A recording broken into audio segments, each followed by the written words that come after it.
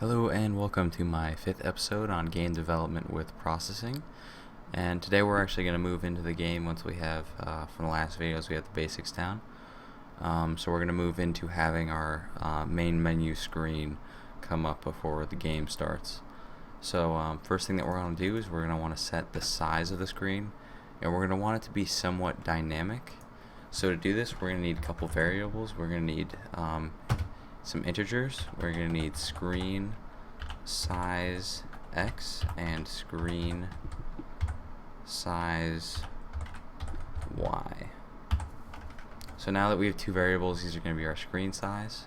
So now we're going to want to set these equal to something. So now we're going to do screen size x equals and since the screen size has to be an integer, and we don't want the here I'll show you what happens. Screen width, screen dot width, and screen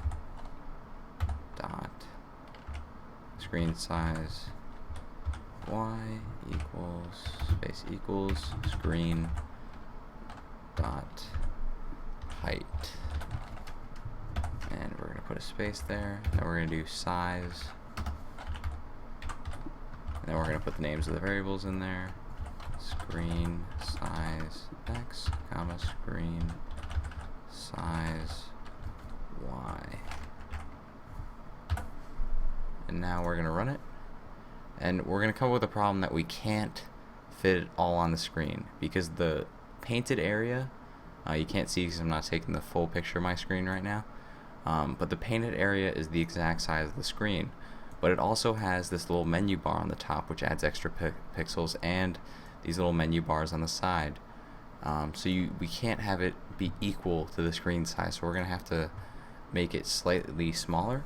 But when we do it times 0.95 to make it times 0.95 times 0.95, we get an error because that converts it into a float variable, which means it has a decimal, and we can't use decimals because the screen size variable, like, you can't have half a pixel.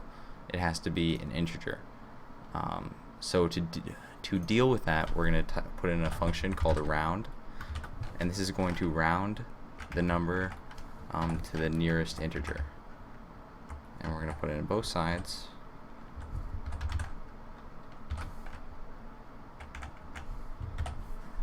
And once we do that, we will be able to have one that is 95% of the screen. Again, you can't see all of it, but it's 95% of the screen that's taken up, and it should be because that's what we have it set up for.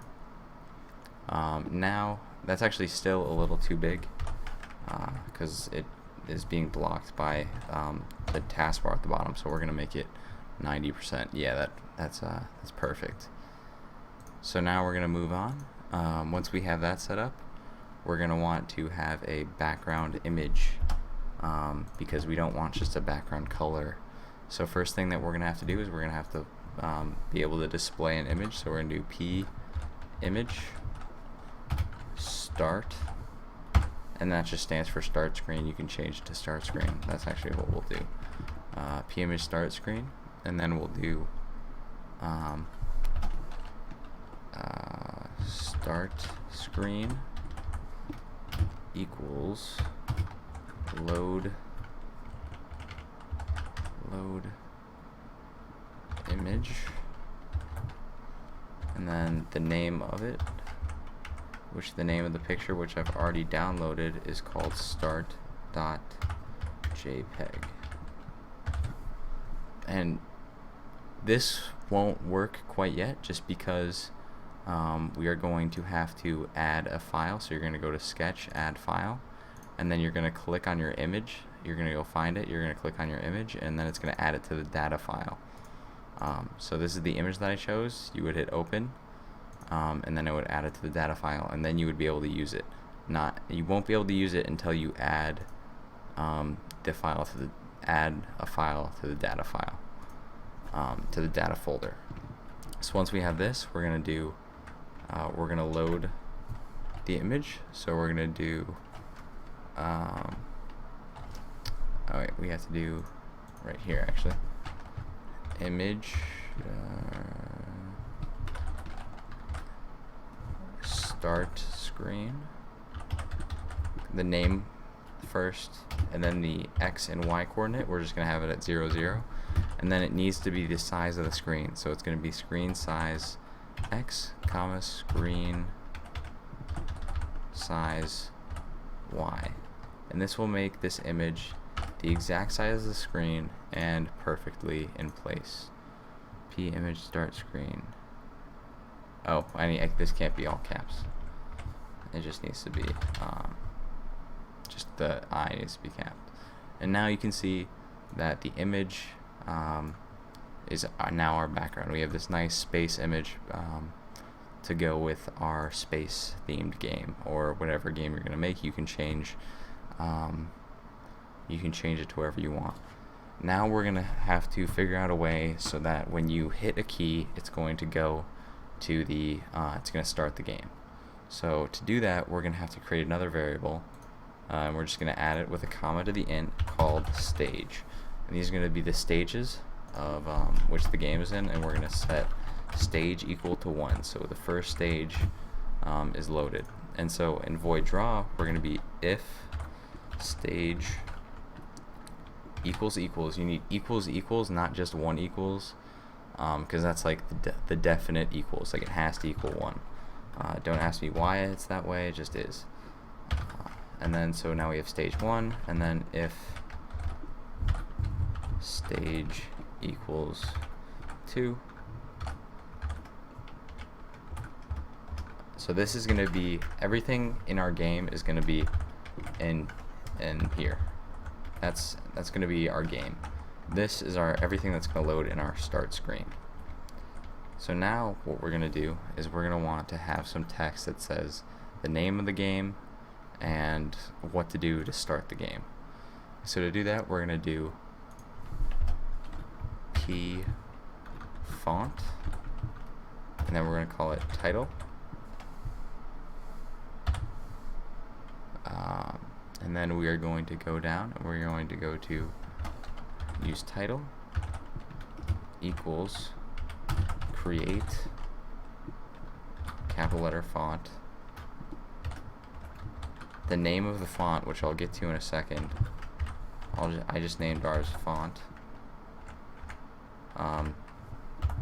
The size, actually I don't think that's the size, that's something else, but it doesn't really matter at the moment. And then true. So really the only thing that matters here is true, is the font. And then we're going to down here, we're going to do text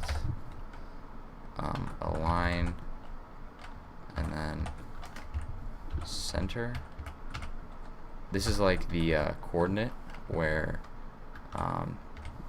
it's taking it from the center of the text. It's not actually aligning it center. So the point in which it's taking it's moving the text from is in the center of the text. It's not just aligning it to the center of the screen. And then we're going to do text, and we are going, this is going to be the text in it, and this is going to be its XY coordinates. So 450, put it about there, and then text, then our next piece of text, and we'll add that in a second, comma 500.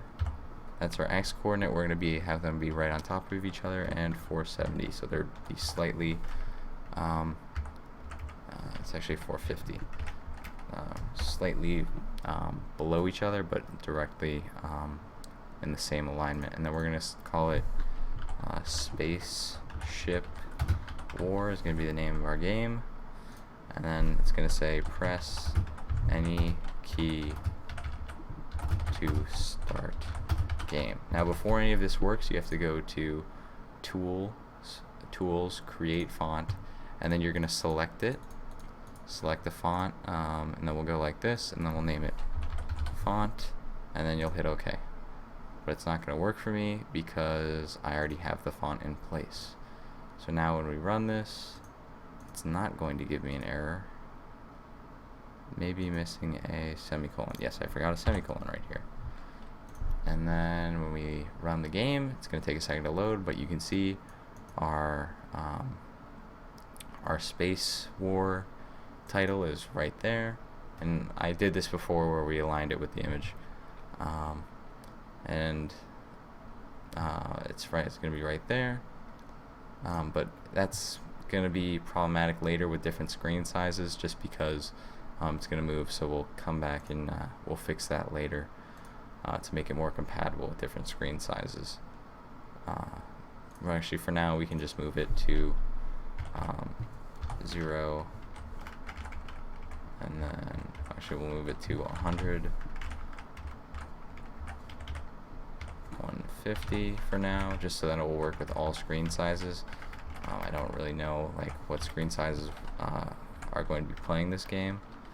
I think it was 60 that we did. No, we used 70. So now it's going to be moved to the top left-hand corner.